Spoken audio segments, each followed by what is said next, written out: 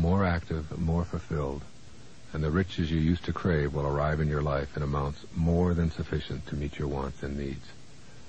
The essence is knowing that you are already complete, already whole, and that nothing external to yourself in the physical world can make you any more complete. Truly, you can never get enough of what you don't want.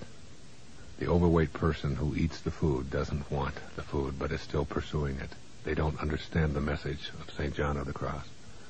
The addict who goes after the substance that is really abusing him hates that substance and yet can't stop it. You can do that and create miracles when you understand that you'll never get enough of what you truly don't want.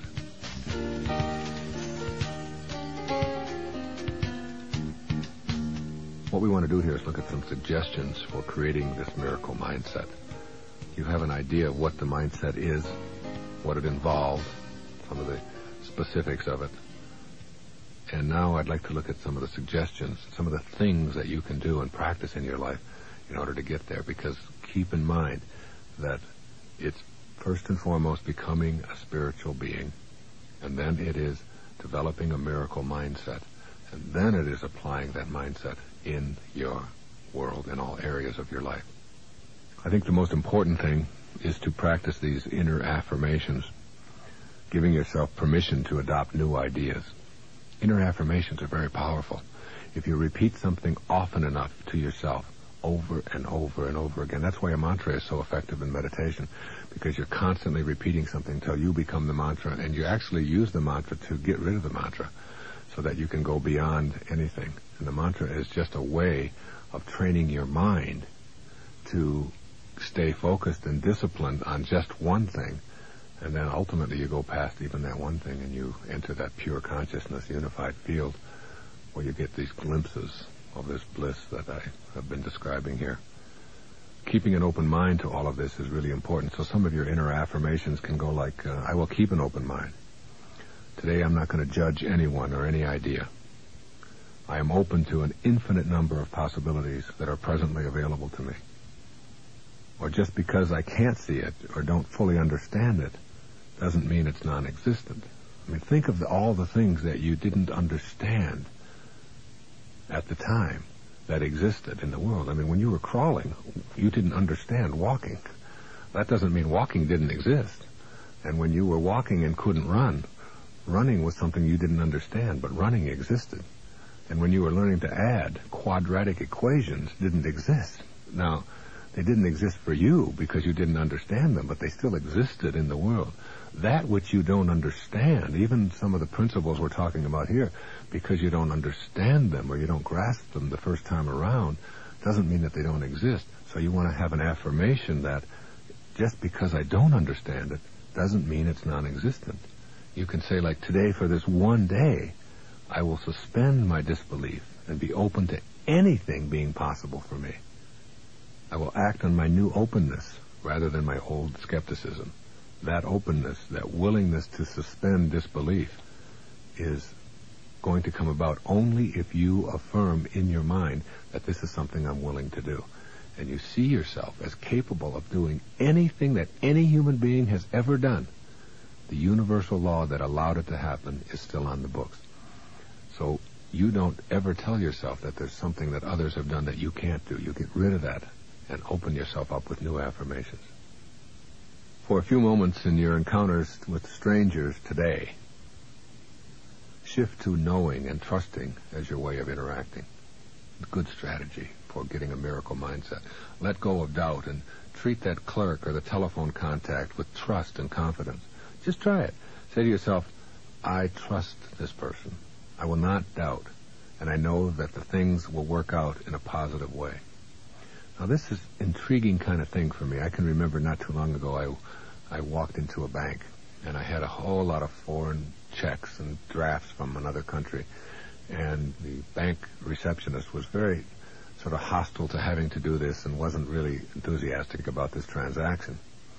So I decided to employ this new attitude and make the situation work for me. All right? I was going to use trust and knowing rather than doubt. And within 20 minutes, the receptionist that I was talking to was not only doing all that I requested, but she was also insisting that I come back to her and do other complicated transactions by mail or telephone in the future, which saved me a trip to the bank. She would handle everything for me gladly. And all it took was, instead of my reacting to her initial skepticism or that she couldn't do this with anger and resentment and saying, oh boy, what are you here for? This is a bank, isn't it? What are you supposed to be doing here? What do you think, this is a library? But instead of all of that kind of thinking, it was like, I'm going to trust this person, and I'm going to let them know that I really believe that they can do that. And I'm sticking my arm out and putting it around her and just saying, we can get this done. I'm sure that this is not that complicated, and it's going to be fun to do. Just that kind of an attitude. And all of a sudden I've got a friend. And not only do I have a friend, but I have someone who wants to serve and fulfill the mission that they're there for in the first place. So try it. Suspend your doubt and fear and trust that things will work out. Just give it that try, because a lot of the time your hostility or your meeting with angry people or hostile people is coming about as a result of something that you have inside. I not too long ago had someone who was very angry who wanted to do an interview with me, and they were very hostile and angry about something that I had said, and I could realize that what they were angry about was something that was going on in them. I mean, if they were at peace within, they wouldn't have this kind of anger to begin with. So rather than reacting to the anger, I can just shift it around to understand that this is something that's going on in them. And the same thing is true of you. If you're angry or hostile or not trusting in somebody else, it isn't the somebody else that's initiating that. That's in you. And when you suspend it and let it go and have only peace and love to give away, you'll find that other people treat you that way almost all of the time. Also, specifically, you can shift around the way you learned to make things happen for yourself in your life. You've probably learned and heard a lot about goal setting, and that's all fine. But rather than simply laying out goals or wishes for how you want your life to go, try shifting to the active language of intention. Try these. I intend to heal myself of this illness, rather than I wish it would go away, or I have set a goal to be free of this disease. I intend to do it. It's an active language. The concept of intention, of applying action to your inner pleadings, allows you to activate what needs to be done in order to complete the thought and make it a physical reality. Make that distinction between the things which constitute wishes and hoping and that which you are now in the process of intending. When I intend to be healthier, and I know this is the case in my mind, I usually get right up and do some exercise, even if it means simply walking around the block. The intention goes from inert to active, and I get done what it is that I want to get done. If it's in a business transaction, I intend to make this transaction work out in this way. And you'll find yourself acting in that way, rather than I hope that it will, or I have a goal that it will. A goal is still an inert kind of way of doing it. Some of the habits that have plagued you for a lifetime, you can shift also to intention. They could be addictions, they could be laziness, they could be short-temperedness, they could be phobias, fatigue, sabotaging your relationships. You may have a history of doing that all your life, or anything that doesn't produce the results you seek. Make a determination that you're going to go through the gate and change these unwanted habits one day at a time. Surrender to this radical notion that is required for you to awaken to the awareness that all habits begins with thoughts. It's radical, I know. I know it's not something you're accustomed to hearing, but you have a habit because you have intended it to be there. Now what you do is you surrender to a new consciousness, a thought that whispers, I can do this thing in this moment. I will receive all the help that I need as long as I stay with this intention and go within for the assistance I need. Now you announce to yourself that you're no longer that old habitual person. For just a second, just for a second, you awaken just for a moment.